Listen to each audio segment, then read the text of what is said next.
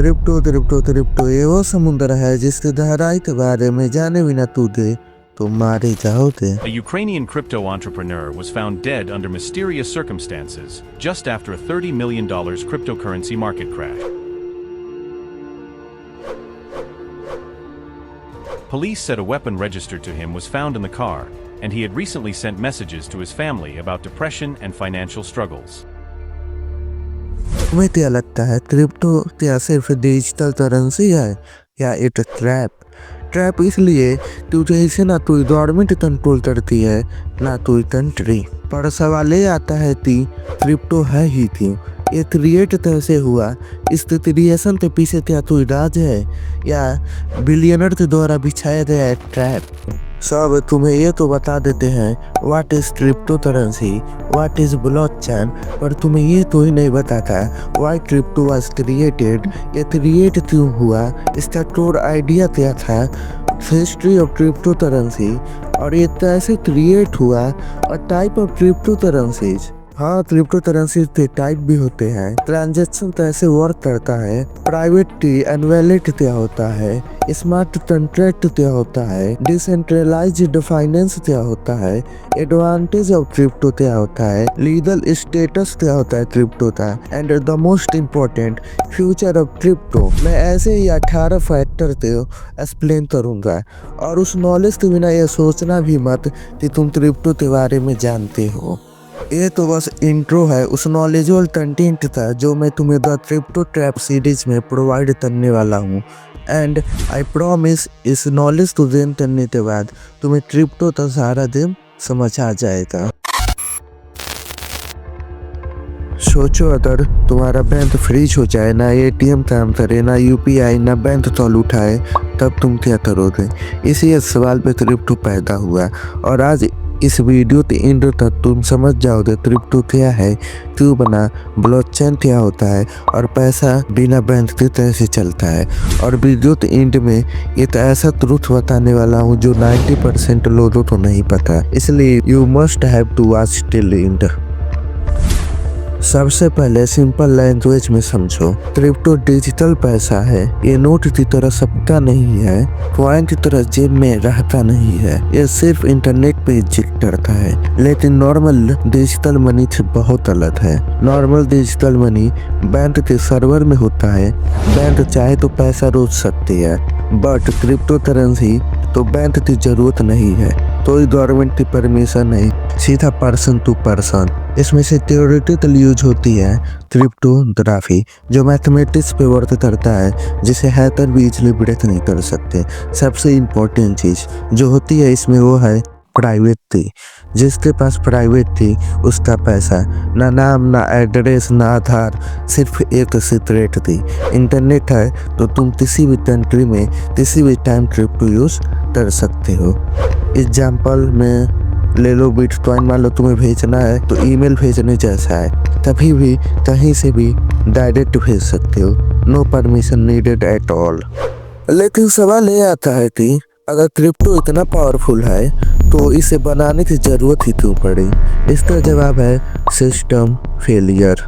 Traditional system में bank तुम्हारा पैसा कंट्रोल करता है, गवर्नमेंट जब चाहे पैसा प्रिंट कर सकती है, अकाउंट फ्रीज कर सकती है, इंटरनेशनल मनी ट्रांसफर स्लो है, महंगा है, कॉम्प्लिकेटेड है, तुम पैसा कमाते हो पर उन पे कंट्रोल तुम्हारा नहीं होता है, गवर्नमेंट का होता है। बट वहीं पे क्रिप्टो का थोड़ा आइडिया यही है कि 20 का आदमी में गवर्नमेंट के कंट्रोल को हटाना, पैसा का कंट्रोल वापस लोगों को देना, बॉर्डर को खत्म करना, रूल को तोड़ में फिक्स करना। बट यही पे आता है turning point, 2008 financial crisis. 2008 was a catastrophic event that affected the global economy and left many people struggling to make ends meet. The financial crisis of 2008, or Great Recession, is considered the worst economic crisis since the Great Depression. Now, over a decade later, many are still 2008 में दुनिया हिला देने वाली घटना हुई। बड़े बड़े bank तो लैब हो गए, लोगों की लाइफ सेविंग गायब हो गई, गवर्नमेंट ने क्या किया और पैसा प्रिंट किया, बैंक तो बचाया पर लोगों तो फूल गई, ट्रस्ट टूटा लोगों का। इसी दुख से और इसी दर्द से क्रिप्टो पैदा हुआ और फिर एक दिन इंटरनेट पर एक मिस्टीरियस डॉक्यूमेंट आया, ना चेहरा, ना एड्रेस, ना आइडेंटिटी, बस इतना, सातोशी नाकामोटो। तुम्हें क्या लगता है बिटकॉइन पहला डिजिटल कॉइन था? The answer is no. Bitcoin से पहले भी कोशिश हुई थी 90s-80s में। डेविड चाउम ने डिजिटल टैक्स का आइडिया दिया। प्रॉब्लम ये था कि सेंट्रल कंट्रोल, एक कंपनी के हाथ में पावर, जिसका रिजल्ट ये हुआ थी उनका आइडिया फेल हो गया और गवर्नमेंट ने उनके आइडिया तो बंद कर दिया। फिर 2008 में बिटकॉइन व्हाइट पेपर एक PDF अपलोड हुई। इसमें लिखा था decentralized blockchain fixed the supply से 21 million bitcoin, no CEO, no company, no country. 2009 में बिटकॉइन फाइनली लॉन्च हुआ। पहला ब्लॉक माइन हुआ, जीनियस ब्लॉक। उसमें एक सीक्रेट मैसेज था, chancellor on brink of second bailout for bank. इस message से डायरेक्ट अटैक हुआ ऑन बैंकिंग सिस्टम पे। इसका एडॉप्शन का सफर बहुत ही आसान रहा। पहले प्रोग्रामर और क्रिप्टोग्राफर ने माइनिंग किया, फिर ट्रेडर एंड इन्वेस्टर ने किया और आज बड़े बड़े कंपनीज, इंस्टीट्यूशन और गवर्नमेंट भी बिटकॉइन को माइन कर रही है। पर ये सब पॉसिबल कैसे हुआ?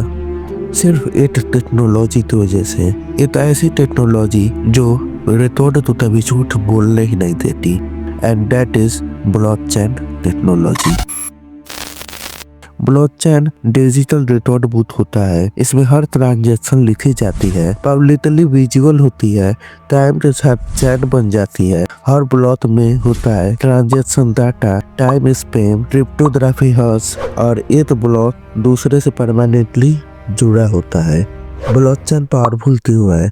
क्योंकि कोई सिंगल कंप्यूटर नहीं, हजारों कंप्यूटर में डाटा, एक कंप्यूटर बंद तो दूसरे कंप्यूटर में वो डाटा आ जाएगा। अगर इंटरनेट है तो कहीं भी कभी भी किसी भी वक्त आपका डाटा आपके पास रहेगा। इसलिए कहा जाता है blockchain is the record book that never लाई। किसी भी क्रिप्टो का ओरिजिन 3 वे से होता है, जिसे मैं अभी एक्सप्लेन करने वाला हूँ। जो फर्स्ट वे होता है उसे बोलते हैं माइनिंग। बिटकॉइन का ओरिजिन भी माइनिंग से ही हुआ, एंड यू नो क्रिप्टो की शुरुआत भी माइनिंग से ही हुई। बिटकॉइन जैसे कॉइन माइनर होते हैं। ये माइनर सुपर पावर कंप्यूटर से कम्प्लेक्स मैथ्स पजल तो सॉल्व करते हैं। जो पहले सॉल्व करता है उसे रिवार्ड में न्यू बिटकॉइन मिलता है और बिटकॉइन ऐसे ही माइन की जाती है।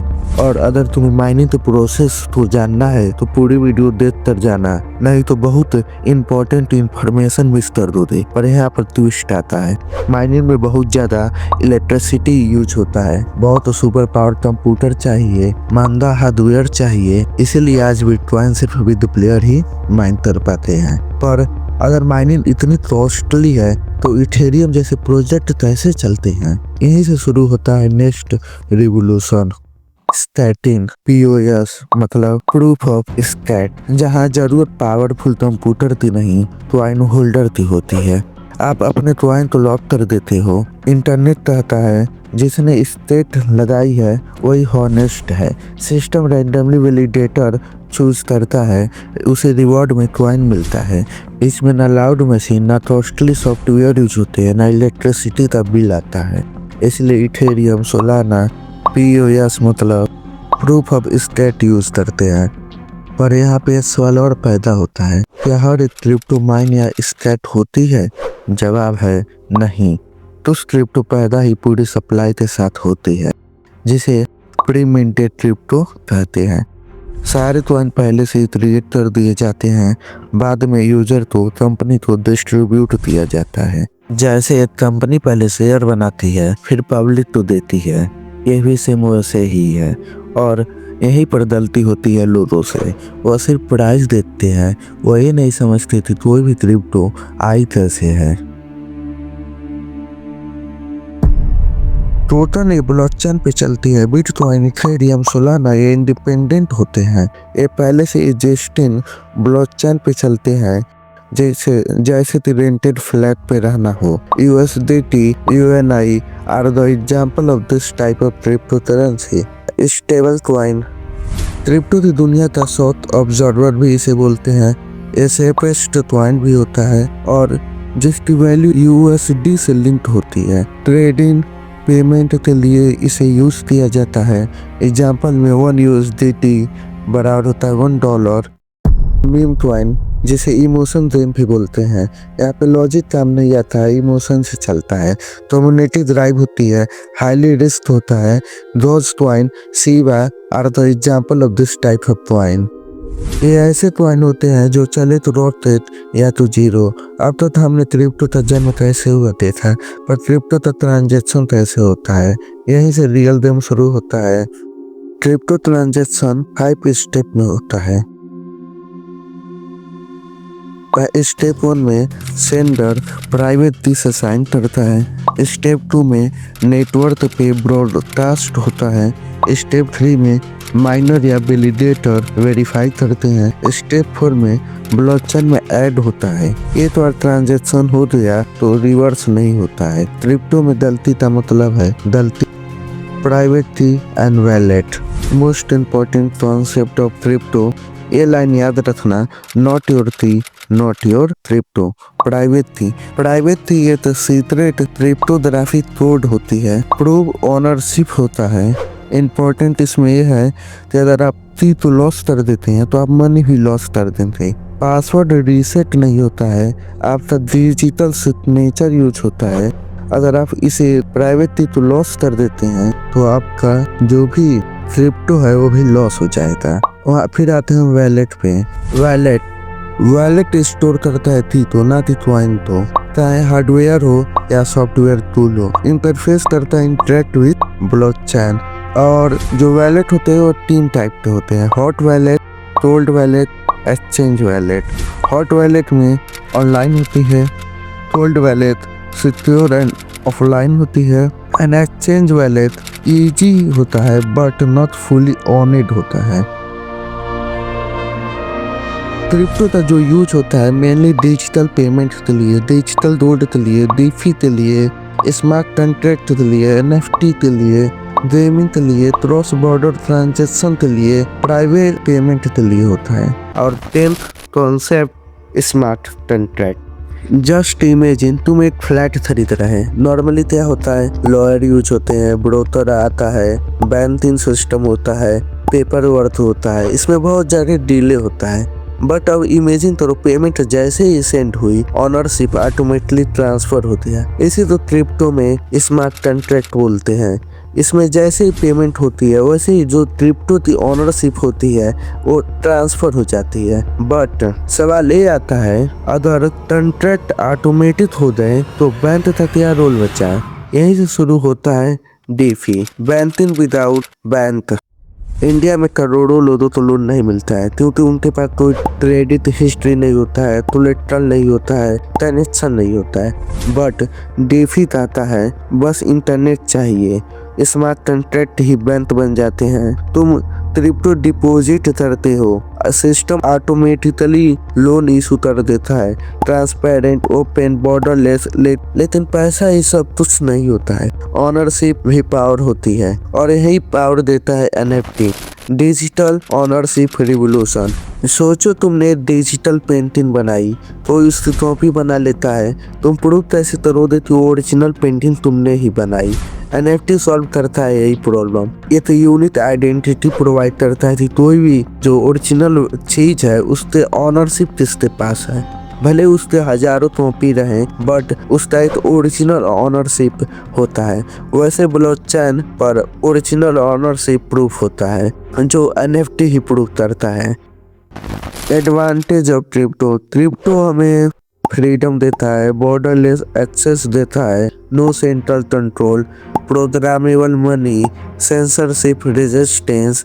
अगर कल किसी ने तुम्हारा बैंक ब्लॉक कर दिया तो तुम क्रिप्टो के द्वारा अपने पैसे तो ट्रांसफर कर सकते हो कहीं भी कभी भी, बस तुम्हें इंटरनेट चाहिए और तुम दुनिया के किसी भी कोने में अपने पैसे तो ट्रांसफर कर सकते हो। बट ये तो रहा एडवांटेज, बट इसके साथ साथ क्रिप्टो के बहुत सारे डिसएडवांटेज हैं और रिस्क भी हैं। क्रिप्टो परफेक्ट नहीं है, हाई वोलेटाइल है। अगर आज मार्केट 1 लाख है तो 70,000। मार्केट इमोशन जैसे फियर और ग्रीड पे चलता है, लेकिन वोलेटाइल ही अपॉर्चुनिटी बन जाती है। अगर तुम सच में सीरियस हो about crypto, then subscribe the channel to get all the video on the topic, the Crypto Trap series.